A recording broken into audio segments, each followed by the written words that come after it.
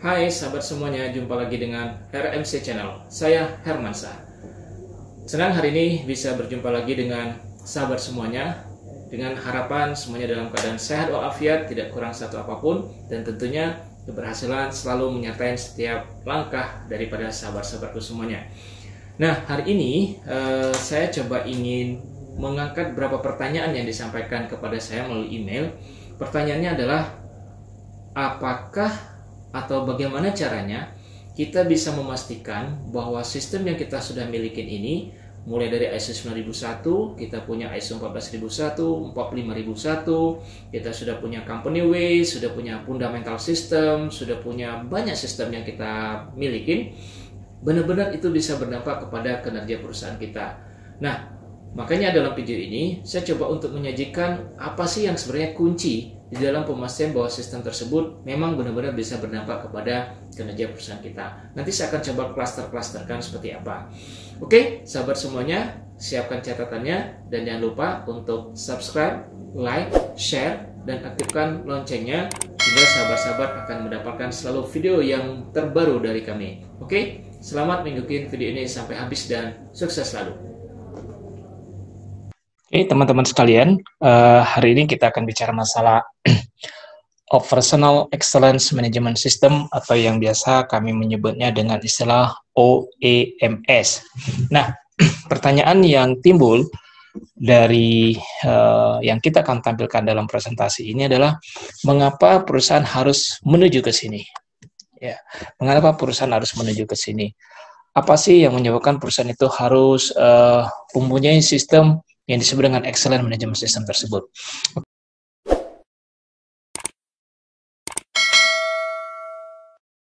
Kita lihat di sini ada satu seperti tabel begini kira-kira nyebutnya.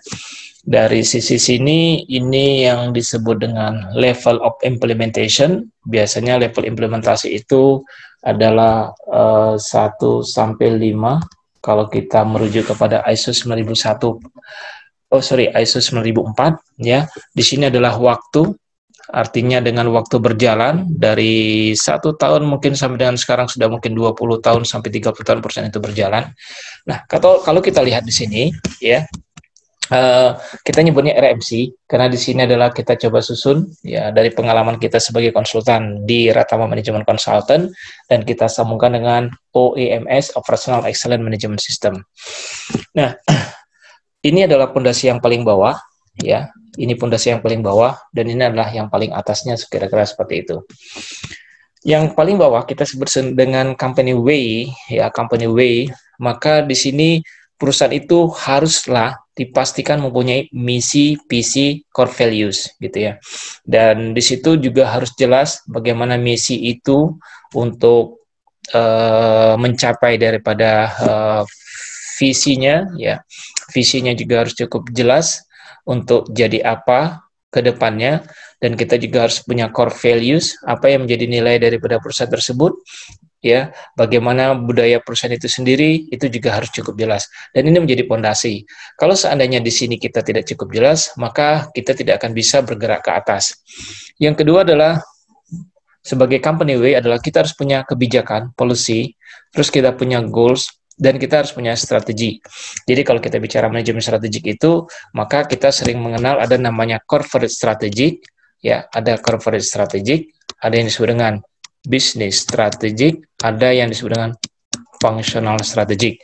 Maka kalau seandainya perusahaan tersebut dia punya mother company, maka dia akan menerima yang disebut dengan corporate strategic dari mother company-nya, dan pada diri dia sendiri punya business strategic, artinya dia punya target-target yang jelas terkait dengan perusahaannya pada saat ini, mulai dari total sales dan seterusnya, dan dia turunkan menjadi KPI per departemen, maka dia akan menjadi functional strategic. Nah, kalau ini kita sudah cukup baik, ya, sudah cukup bagus, mulai dari approach-nya bagaimana, deployment-nya bagaimana, learning and integration-nya sudah cukup baik, maka ini akan bisa berlanjut kepada fundamental system yang kita harus pastikan. Artinya apa? Kita harus bicara bagaimana kita punya sistem-sistem yang berlaku secara internasional. Kita bisa menyebutnya ISO 9001 atau ISO 14001 atau IATF atau ISO 45001 Itu yang kita coba masukkan dalam Integrated Management System sebagai pondasinya, kayak gitu. Dan kita juga harus memastikan bagaimana kita punya knowledge management, ya, berdasarkan ISO 10015, ya. Terus bagaimana kita bisa memastikan terkait dengan risk management, yaitu berdasarkan ISO 37001, 31.000, dan bagaimana kita bicara masalah compliance management system, yaitu ISO 19600 gitu. Nah, dari kesemua ini yang menjadi fundamental system, maka kita membagi menjadi 3 klaster besar, yaitu quality dan improvement, terus safety and security, dan yang terakhir adalah environment and energy. Kalau teman-teman lihat ya dari QHSE Energy System ke atas, maka kita bisa lihat, andaikan kalau kita bicara quality and improvement, maka minimal suatu organisasi itu akan punya namanya ISO 22001, apakah dia punya 17025, ataukah 9000 atau IATF, ya IATF ini khusus untuk otomotif, ataukah dia sudah menerapkan ISO 9004, ya bagaimana mereka melakukan improvement, apakah mereka sudah punya TPM, Total Productive Maintenance, dan apakah mereka sudah punya Asset Management System. Nah, bagaimana kalau kita bicara masalah safety dan security? Bisa saja organisasi tersebut sudah punya sistem manajemen pengamanan, punya ISO 45001, punya SMK 3, sistem manajemen keamanan pertambangan, dan kita punya ISO 27001 yang terkait dengan Information Security System. Dan pada saat kita bicara environmental dan energi, bisa jadi kita punya namanya ISO 14001, punya ISO 50001, dan punya ISO 26000, yaitu CSR. Nah, setelah kita punya semua sistem ini, ya, kita sudah punya semua sistem yaitu QHSE dan energy system ini, maka selanjutnya kita harus pastikan bagaimana nanti ini bisa diterapkan, metodologi dan programnya seperti apa.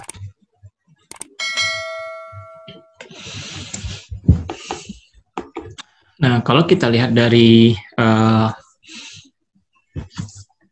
atas ke bawah ini, ya, dari atas ke bawah sini, maka kita lihat di sini ada bagaimana mereka memastikan metodologi dan program dalam rangka QSAE and sistem tersebut bisa benar-benar terimplementasi dengan baik.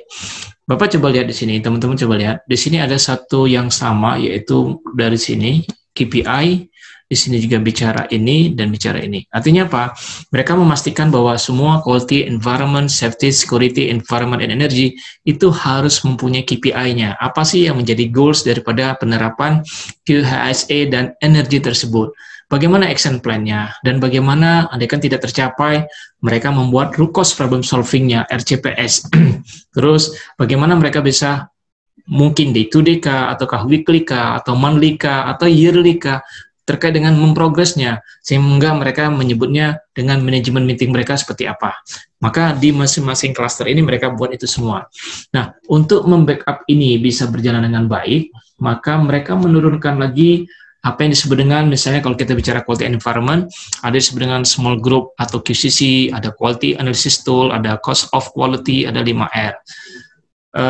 Dan bagaimana dibicara safety dan security, maka mereka mempunyai safety culture, safety maturity model, risk management ketiga, safety accountability program, 5R atau 5S. Dan bagaimana kalau mereka bicara terkait dengan environment dan energi, mereka punya namanya energy efficiency technology, energy talk atau CSR program, 5R. Nah, semuanya ini benar-benar harus terintegrasi baik secara sistem, baik secara implementasinya sendiri, baik secara monitoringnya, baik secara nanti memprogres daripada masing-masing KPI-nya tersebut. Nah, kalau ini mereka sudah melakukan dengan baik, sudah punya company way, ya, sudah punya fundamental system, sudah punya QSAE energy system, sudah punya program dan metodologinya, maka mereka bisa mencapai apa yang disebut dengan excellent operation, yaitu total productive quality management dan BCM, business quality management. Jadi perusahaan-perusahaan yang sudah mempunyai TPQM dan BCM ini, maka bisa dipastikan mereka sudah dapat mencapai level 5 dari sisi maturity of implementation. Nah, apakah semua sistem ini sudah cukup? Belum tentu, karena bisa jadi perusahaan yang sudah menjalankan dengan semua sistem ini sudah menjadi, mungkin bisa jadi ini adalah suatu kebutuhan menjadi budaya, tetapi pada saat kita bicara terkait dengan misalnya total sales, ya, misalnya kalau kita bicara terkait dengan total sales terhadap profit misalnya, maka terkadang kita melihat, kok bisa ya total sales terus menaik, tapi profitnya tidak secara rasio itu berbanding lurus dengan total sales. Misalnya total sales kita naik misalnya 10% atau sampai dengan 20%. Yang automatically bisa saja kita tidak bertambah dari sisi sumber daya yang lainnya 10-20%. Tetapi profitnya tidak realistik terkait dengan pertumbuhan total sales tersebut. Artinya apa? Bahwa di dalam kita memastikan bisnis kita itu masih banyak terdapat kebocoran-kebocoran, ya, dalam arti apa ya, misalnya terjadi fraud kah, terjadi manipulasi dokumen kah, terjadi manipulasi data, terjadi namanya penyuapan dan sebagainya. Oleh karena itu, banyak perusahaan yang sudah menerapkan banyak sistem, mereka juga mempertimbangkan untuk menerapkan ISO 37001 2016, yaitu sistem manajemen anti penyuapan.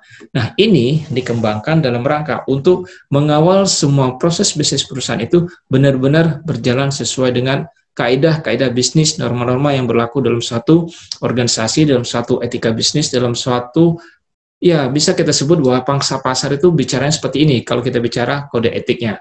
Nah, dengan dikembangkan ini, maka memastikan organisasi itu terlindungi secara korporasi terkait dengan fraud-nya tadi, yaitu yang terkait dengan aset, terkait dengan penyalahan dokumen, dan yang ketiga terkait dengan corruption itu sendiri.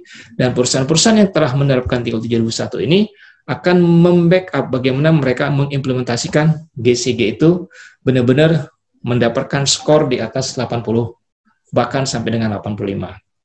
Mungkin itu saja yang bisa saya sampaikan, dan andaikan nanti ada yang memerlukan informasi bagaimana kita bisa membentuk Operational Excellent Management System, jangan segan-segan untuk bisa menyampaikan email di bawah ini kepada saya. Kita akan bisa diskusi ini, dan ini sebenarnya sudah diterapkan, sudah dikembangkan dalam satu perusahaan di Kalimantan Timur. Oke, terima kasih, sukses selalu buat kita semua.